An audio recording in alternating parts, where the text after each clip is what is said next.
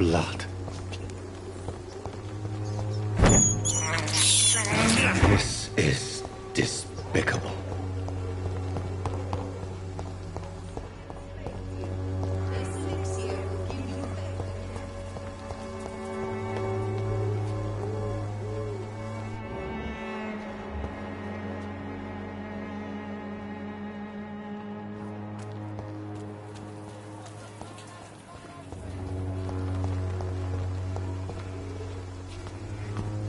I should never have taken up my father's business.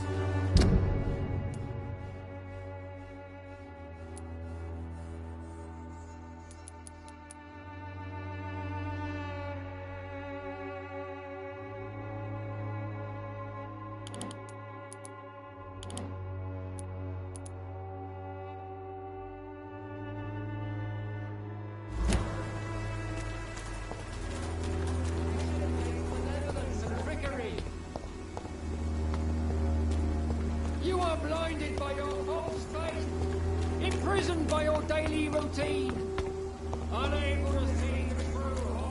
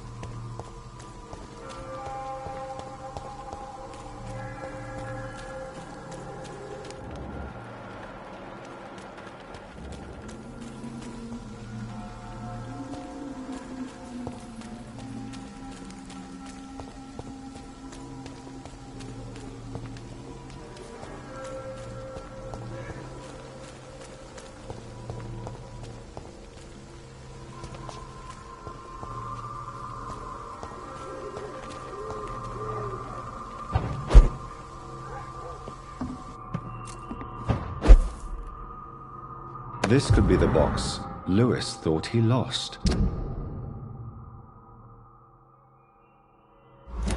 A love letter from Joe Peterson's wife.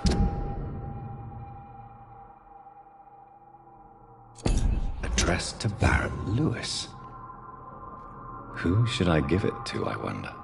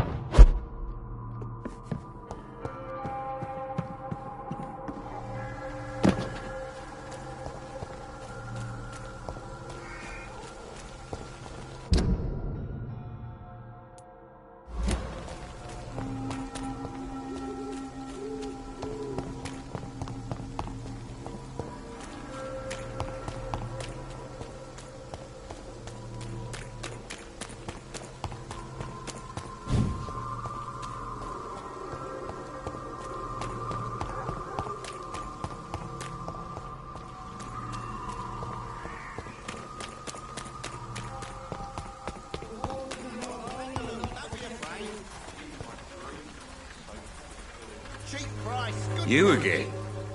What do you want this time? I think the documents in this box could be of some interest to you. Really? Where'd you get it? I found it in an abandoned building nearby. I thought you might want to keep these letters. Let me see. Ah, letters about my boy. Thank you, sir. You do not appear surprised or pained by this. Surprised about what? Harry's my son, I'm his father, and that's all there is to know, don't you think? Yes, I suppose you're right. Here's a little something for your trouble. And to remind you to keep your mouth shut about all this.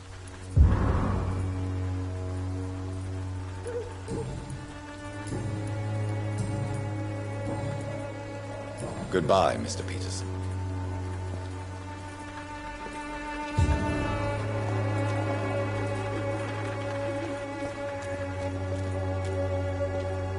Joe, please, I don't have your money. Come on, Barrett, you know the game. You pay for peace of mind. Can't you just look the other way this week, Joe? Come on, we can sort it out, right? It's not my call, Barrett. You pay one way or another. Please, Joe. How long have we known each other? We even used to be neighbours, for Christ's sake. I'd prefer not to give you another beating, Barrett.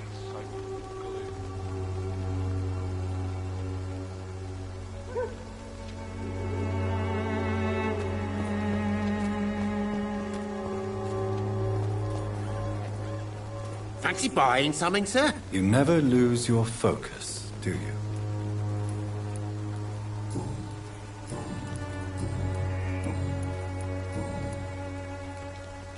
Barrett, you had an affair with Joe's wife, didn't you? Yeah, I did. She's the only woman I loved. My first regret is that she stayed with Joe after Harry was born. The second is I never shed a tear when she died.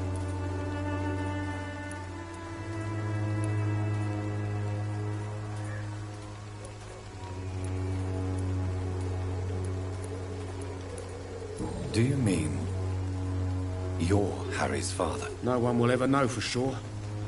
And it's better that way. And I don't believe I'd have been all that bad as a dad.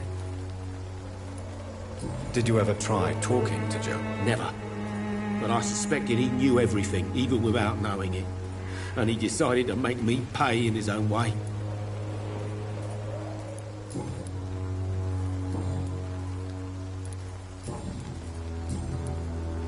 Goodbye for now, Mr. Lewis.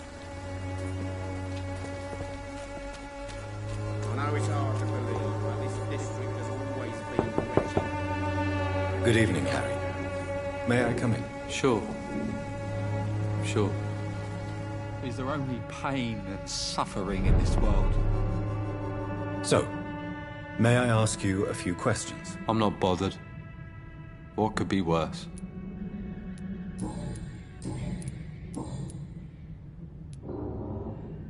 Do you remember when Barrett Lewis was close to your family?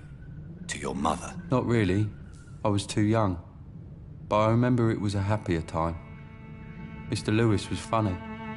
He often had dinner with us. Why are you sad, then? Because it hurts to remember a time when my father used to laugh and smile. It hurts to realise he's as sad as me now. How was he towards you? He was nice, I guess. He never forgot my birthday. He always offered me books. I like books.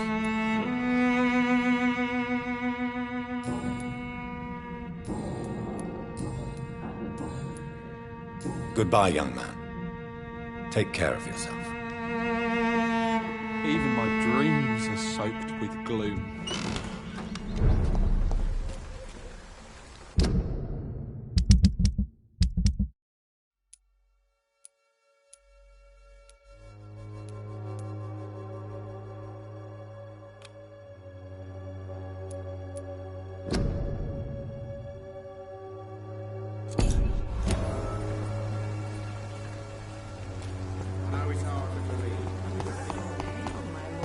Would you like me to revive you?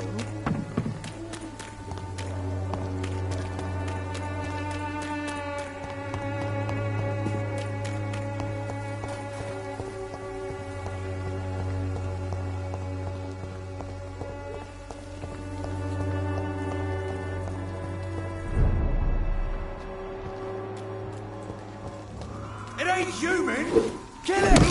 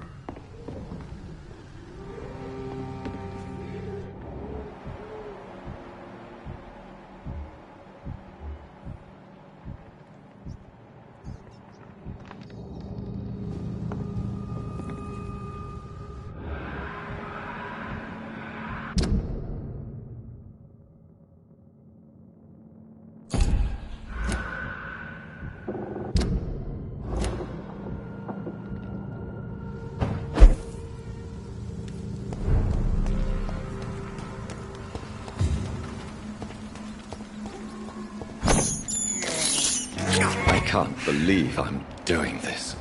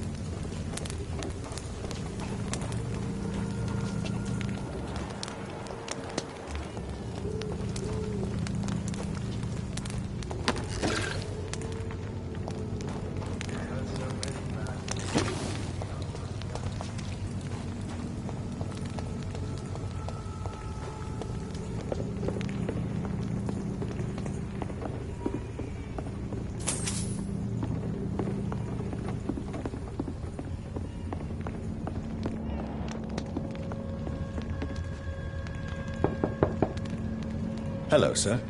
Sorry to disturb you at this hour. I'm a doctor inquiring about the epidemic. May I come in? A doctor, you say? No, thank you. All right. I shan't insist. Goodbye for now, sir.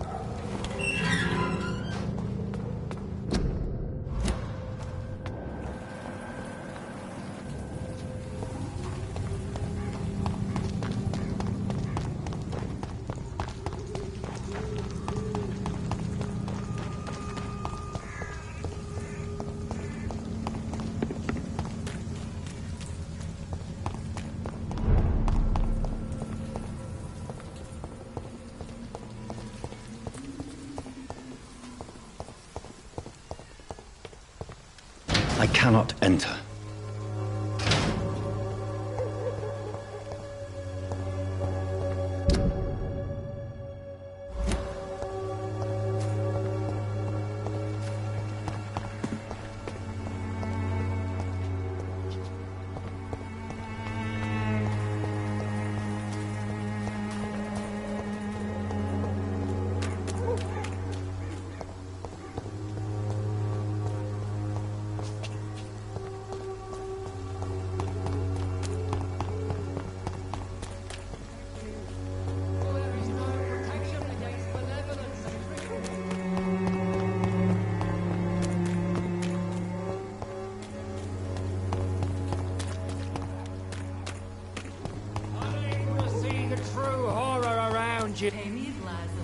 Good evening, Mr. Whitaker. It's Father Whitaker.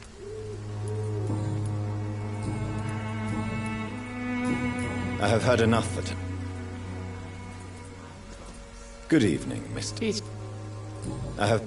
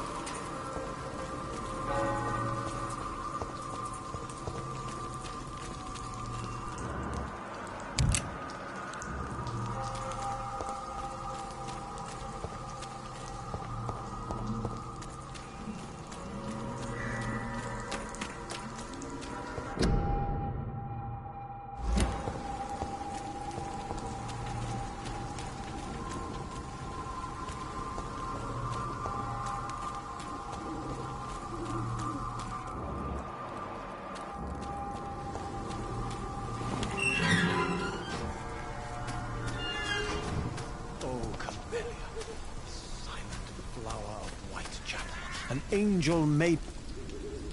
Good evening, sir. I'm Dr. Reid. I would like to ask you a few questions. Please be my guest. Although I may not be the best informant regarding this part of town, my words speak about that which the eyes cannot see. Really? Are you an artist of some kind? I'm a poet, sir. Richard Nethercott, at your service.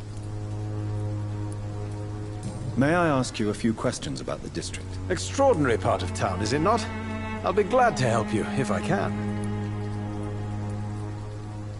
What can you tell me about an old man called Darius? Darius Petrescu? Yes, I know him. At first, I thought he was only a small publisher. I invited him to publish my work, but his reaction was pretty clear. Not interested in your talent? Darius is an old political activist who takes delight in printing tracts and lampoons. Those communist activities only require mediocre writing skills.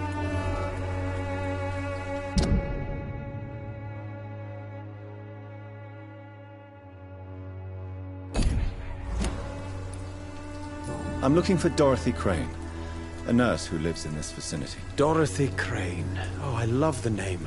The Crane of Whitechapel. Sounds very mysterious. But, sorry, no, never heard of her.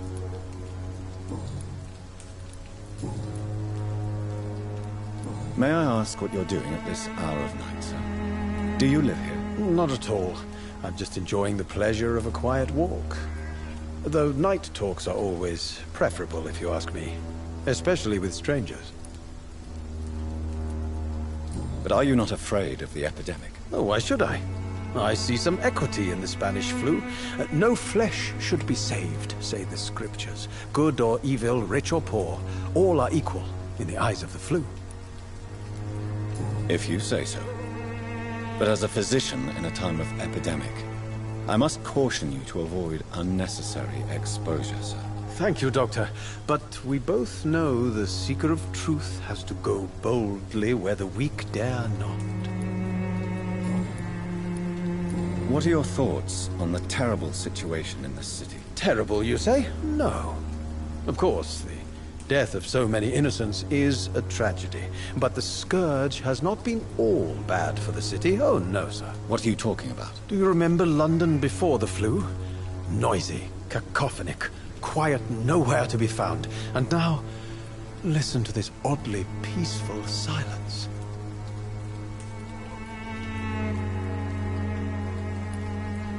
Yes. The enjoyable silence of the grave. You have a unique perspective on the situation, I must admit. Most people fail to understand my perspective. I don't blame them. But how could I call myself a poet if I veiled my feelings?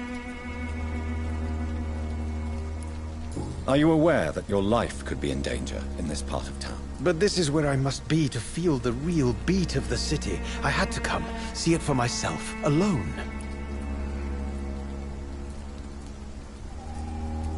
If some misfortune came upon you, who would be here to help you? Well, you for a start, my dear doctor. I understand your need for solitude, but it's not safe around here. I don't care. I don't have many friends, Doctor, and my family despises me.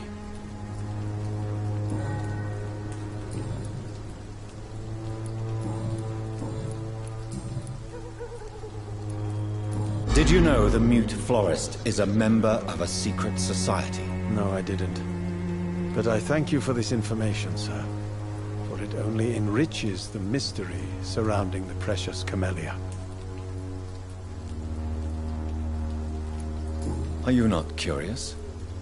Is there not more you wish to know? That girl has not an ounce of malice in her. Whatever she may be hiding, it's certain to be for the benefit of most, if not all. I fear you are a hopeless romantic, Mr. Nethercott. Guilty as charged, Dr. Reid.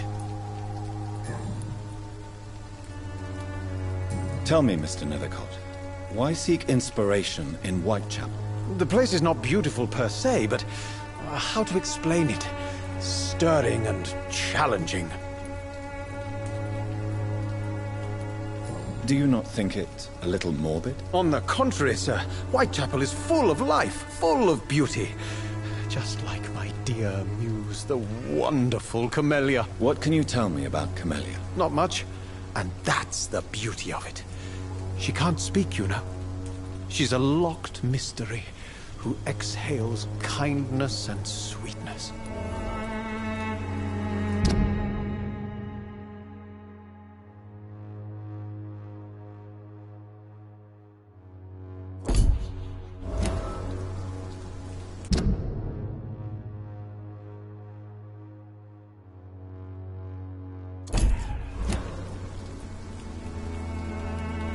Perhaps you're just afraid to find out the truth about your muse. One day, perhaps, I'll ask her to come with me. But will she still be my wild flower of Whitechapel if she moves uptown? And have you ever tried to learn more about her? Where she lives? How she survives? Whom she may know? Maybe I prefer she remains an enigma. Reality can be so dull, don't you think? In what way, exactly? The struggle by gaslight, the barren smiles, and the added hunger under the rain. If you say so. Such vibrant antagonism and vivid paradox. The stripped humanity raged across each street. Vivid, of course, yes. And what about the poignant distress? Oh yes, the poignant distress. You see what I mean, don't you? That's what I want to write about, and that's what Whitechapel is made of.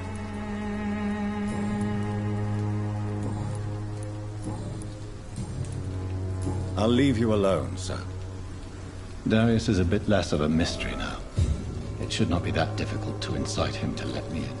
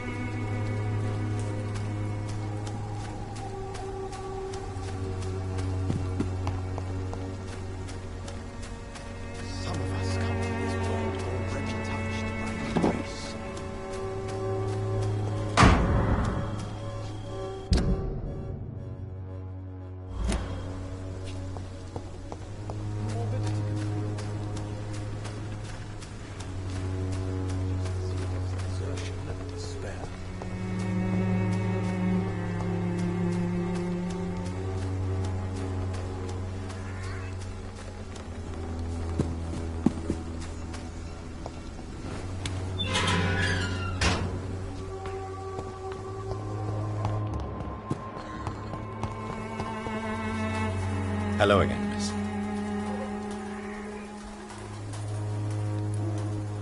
Tell me about Richard Nethercott. I understand he is quite fond of you, Camellia. Very well. Goodbye, then.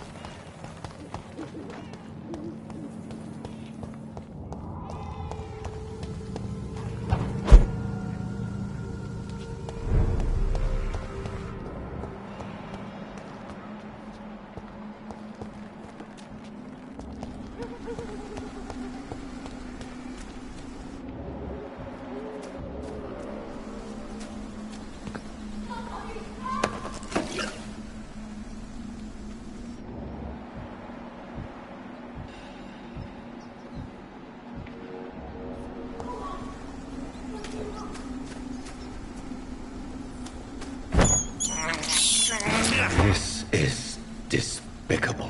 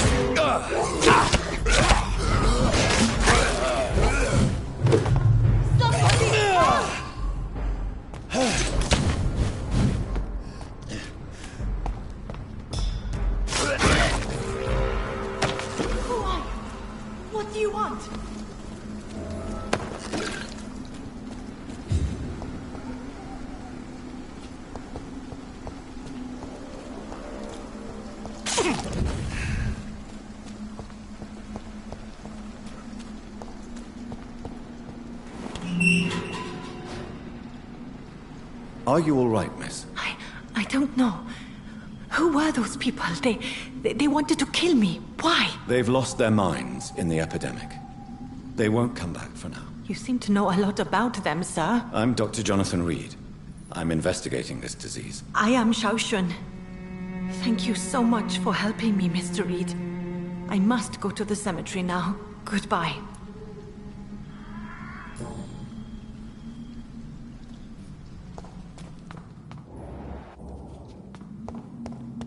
It's locked. It's locked or carnage. Is Father Whitaker's disciple among the bodies, I wonder? This man's far too old to be Samuel. No. By the look of his clothes, this man's a docker. Samuel isn't here. I had better follow the blood trail.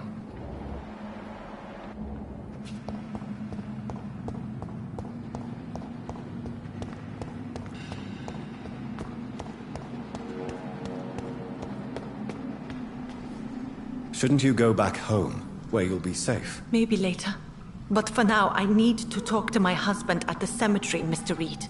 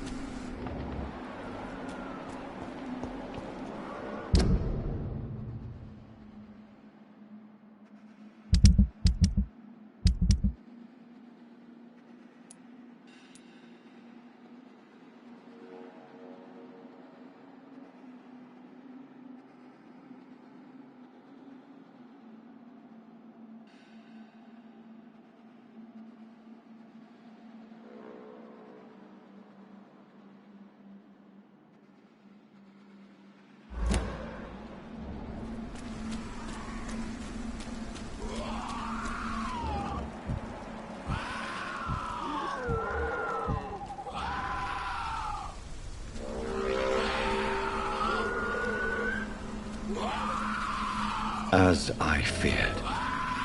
Samuel no longer preaches the good word.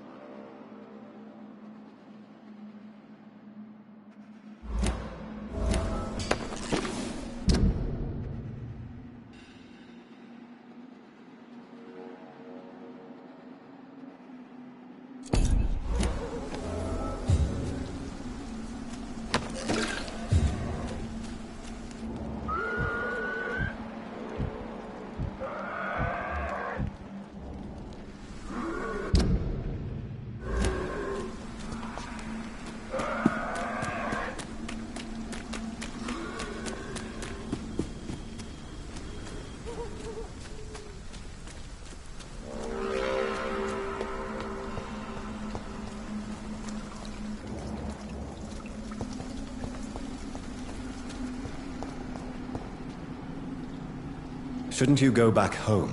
Maybe later.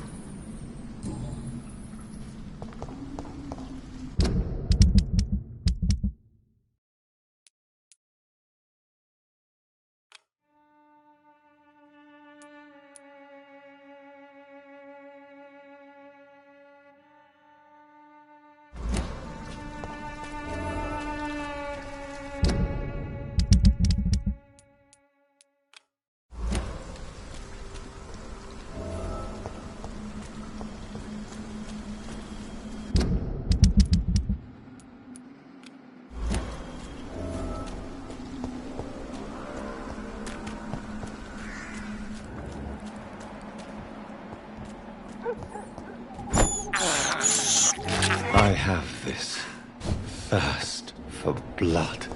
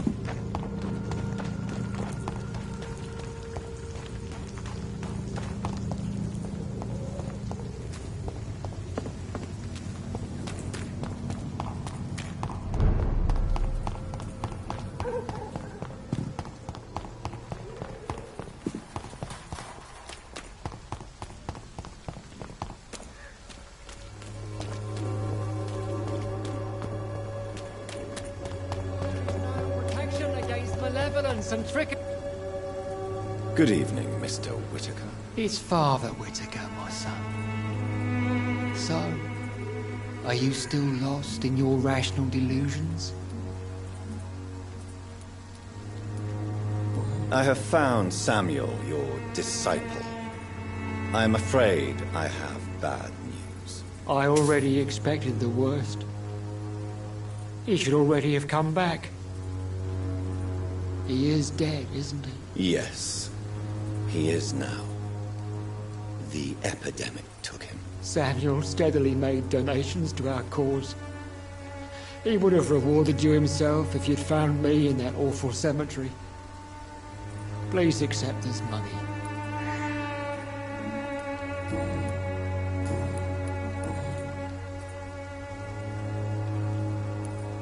Why did you send Samuel to the cemetery, Tobias? What did you see there? I sent him on a vision. A dream of a dreadful and laughing queen covered with blood, sleeping with the dead and feeding on the fear of the dying. A laughing queen dressed in blood. Tell me more. This epidemic is her feast, the announcement of her return. Against her, science is no more than a child's toy. But who is she? She is the mother of harlots and abomination of the earth. She is Babylon, drunk on the blood of the saints.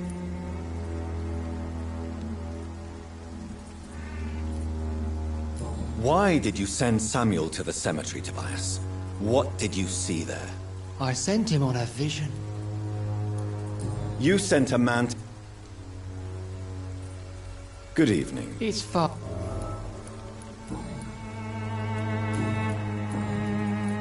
Tobias Whitaker, confess why you burnt those people alive. I have done what no one was ready to do. I will smite the flesh of the unclean to protect the righteous. You are just another heartless murderer, exploiting the epidemic to kill with impunity. No! No.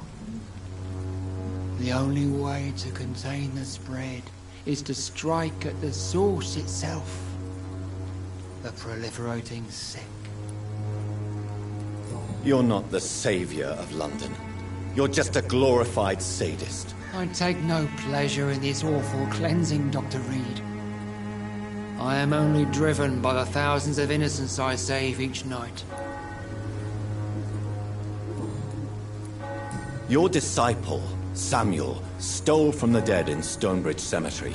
I have proof of his crime, and proof of his death. No! Samuel was the best of us. So devoted, so zealous. He gave all he had for the cause. He tirelessly preached the good word.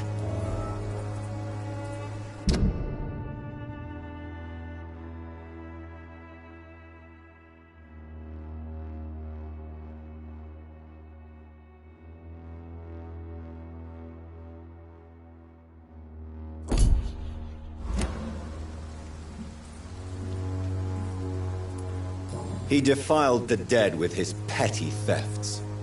That's how he financed your misguided crusade. Think what you will. When this city is saved, he will be praised for his devoted fortitude. He walked boldly into the mouth of abomination. Your precious Samuel used you. He was an immoral crook. If that's true, then he will be my burden to bear during this endless night.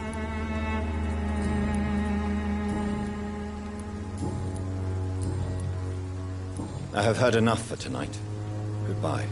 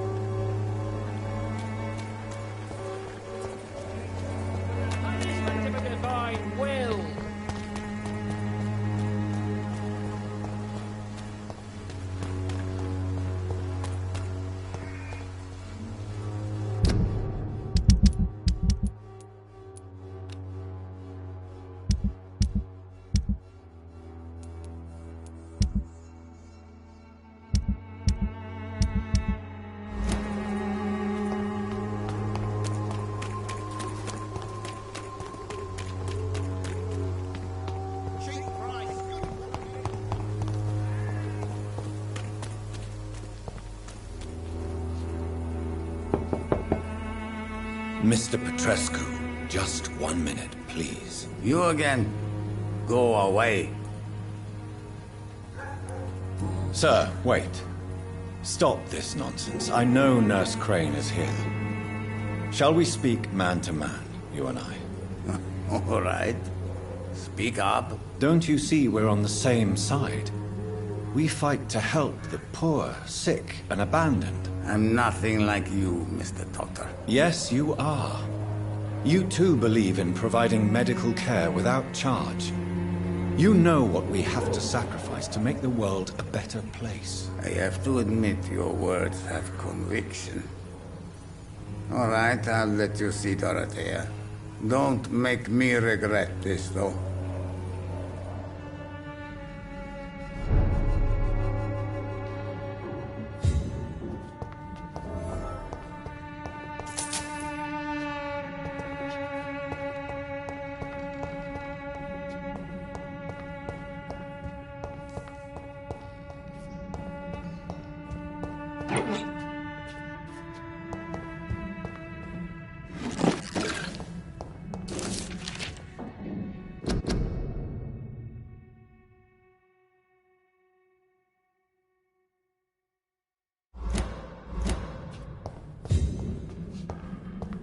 It's locked, all right. It's locked, all right.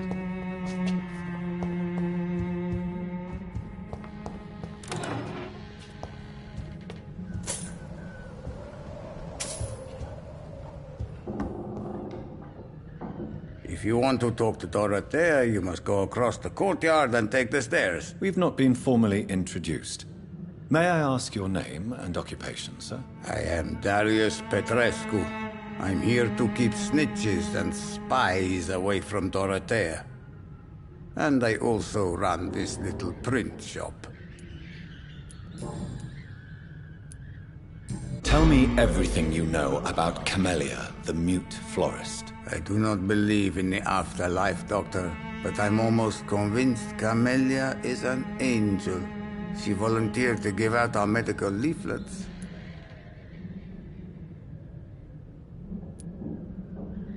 Who is she, really? Do you know where she's from? She's not from around here, that's all we know.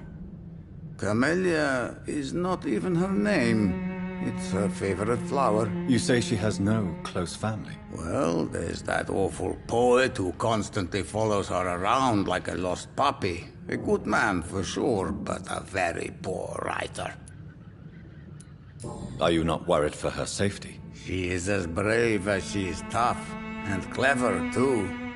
If only I had met her when I was younger. Are you in love with Camellia, Mr. Petrescu? Don't be stupid. If I had met her when I was younger, we could have won our revolution. Tell me everything. I do not... So Dorothy's real name is not Crane? Like myself and many people in this area. Dorothea is from occupied Romania. That's all you need to know. She seems important to the community. More than you can imagine. The West End does not want to hear of Whitechapel's misery. Dorothea is one of the few doing something about it.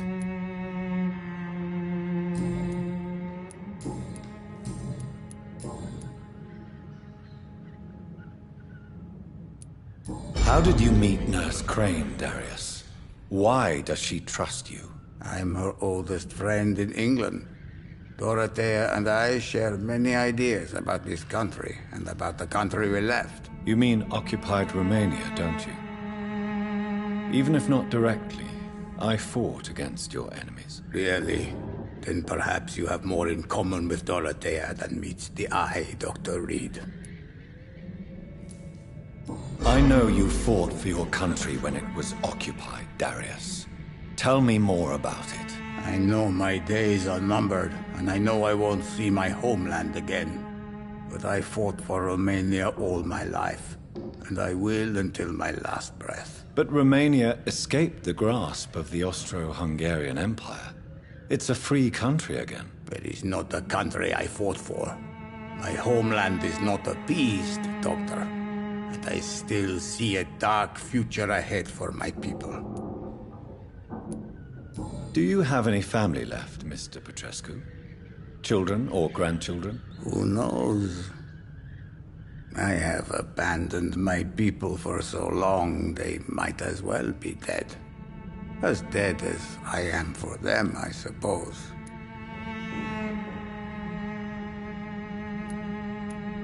Don't be embarrassed, sir. If you must know, my own father disappeared many years ago, and I forgave him. It's quite awkward to talk about our families like this, but thank you, Dr. Reid. I appreciate your trust. This war won't last forever. Did you ever think of returning to your country now it's free? No.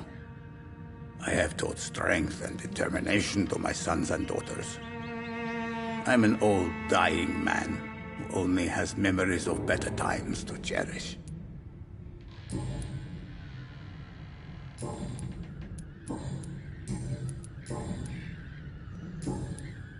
Goodbye, Mr. Petrescu.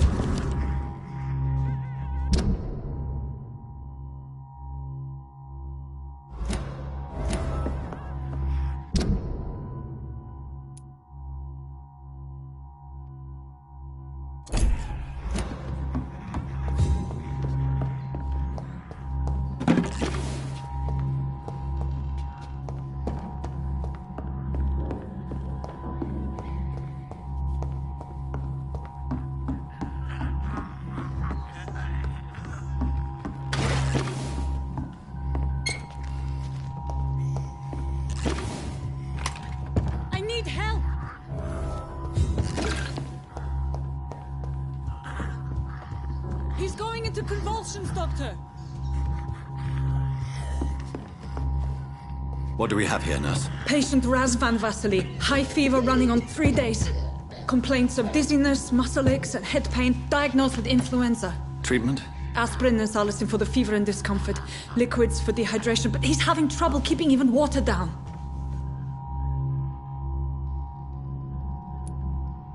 Thank you, nurse. Anything else I should know? He did lose consciousness this morning, but he's never had convulsions like these.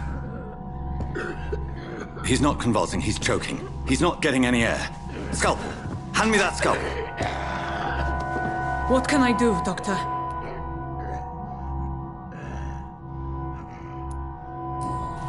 It's too dangerous to operate with these convulsions. Sedative, nurse. Do we have any anesthetics? I'm sorry, Doctor. None at all.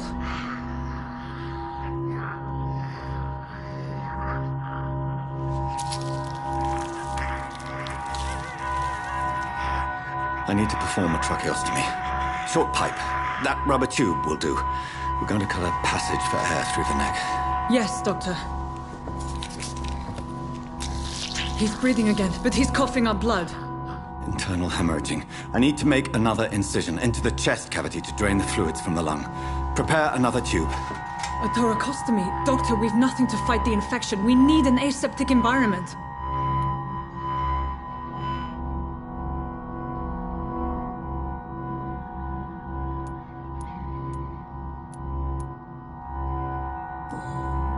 Right then, Nurse Crane.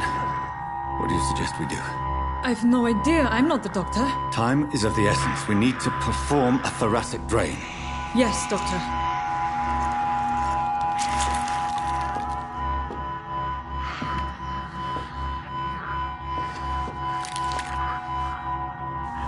He's still bleeding, Doctor. I'm losing his pulse. The drain must have punctured the intercostal artery. There's too much blood. Are you all right, Doctor? I can't see.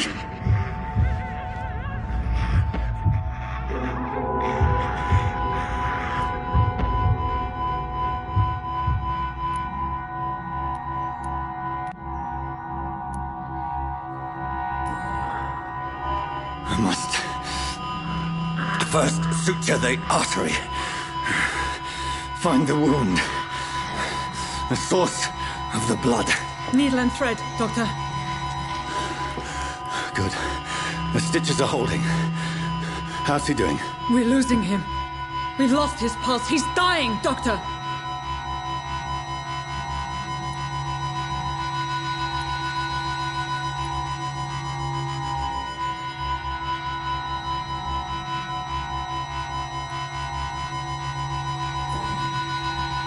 Cardiac massage, now. Cardiac... What? Are you making this up as you go along?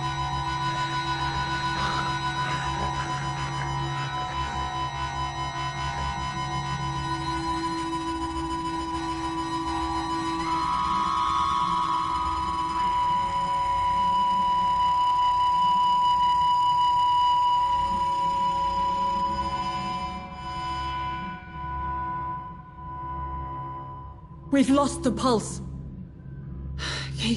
He's gone, Doctor. Nurse, we did everything we could. Truly? Everything you could? Is that how you'll report this in your log? Is this how the war went? Piling up one poor corpse beside the next? This was not an influenza-induced seizure. I've never seen symptoms like these on the continent. Neither have I. But the previous symptoms leading up to this attack were the same, indistinguishable from the epidemic. No. There was something more vile in these reactions. Something primitive. There have been numerous reports of mental breakdowns caused by the fever that accompanies the flu itself, Doctor. Yes, but... I'd best take some samples of the blood for analysis.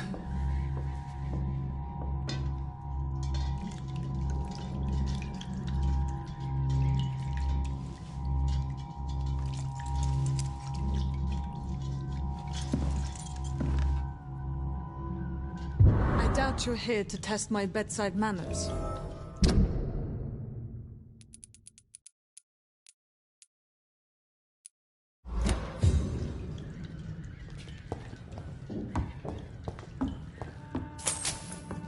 To what do I owe this? It's locked, all right.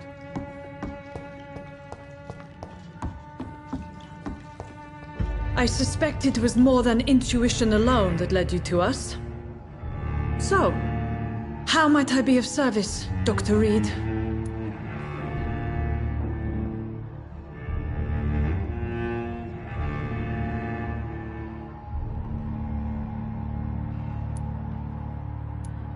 Your heart might be in the right place, but you can't carry on with this blackmail. For God's sake, Dorothy, it's extortion. It's a serious crime. Doctor, you think your warnings scare me?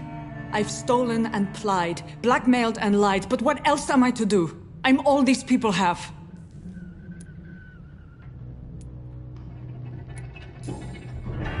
You've convinced me of the sincerity of your actions and their noble justifications. But all the same, Blackmail is a crime, and it will stop, Nurse Crane. So, are you going to turn me over to the authorities?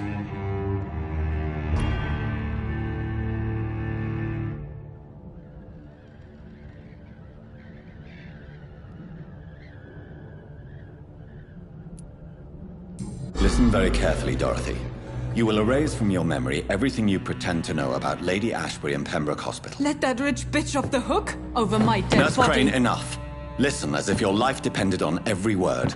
I know you've a generous heart who gives freely to those in need, but you shall walk away from the shadier streets of your business. I will never abandon... Dorothy, the discussion has come to a close. Your clandestine activities in the Resistance are over. Let it go. I'll let it go. Yes. All gone.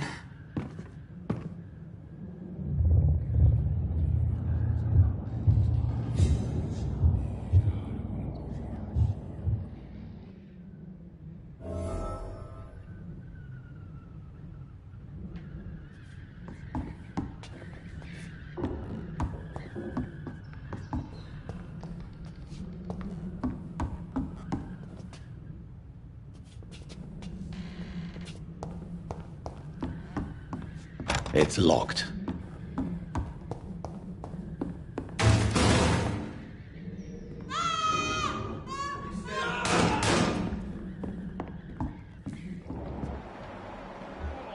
This one stinks already.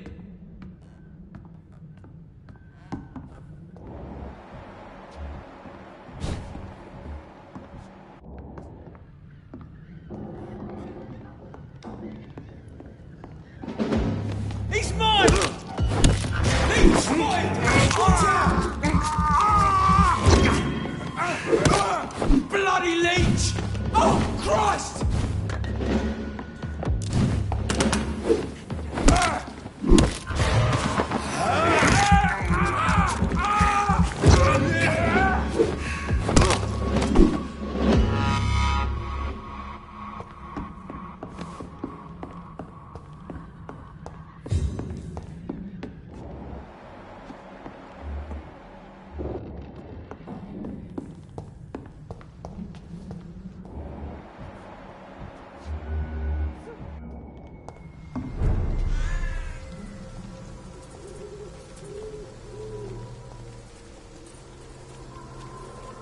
Crush the leech!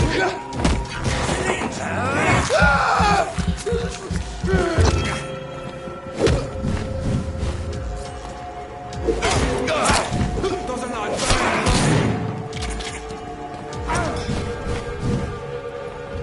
die, leech!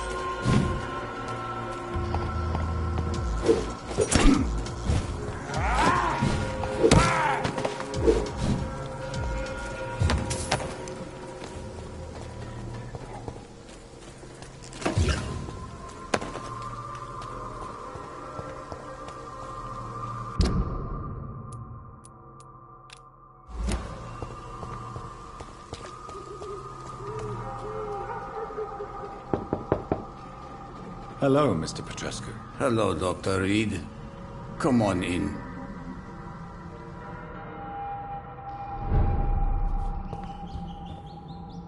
Yes?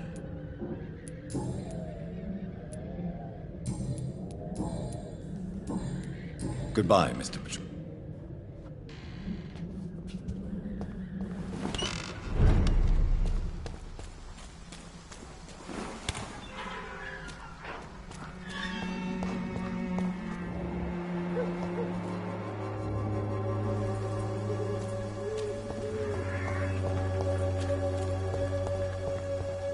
effectiveness has... Good evening, my dear colleague.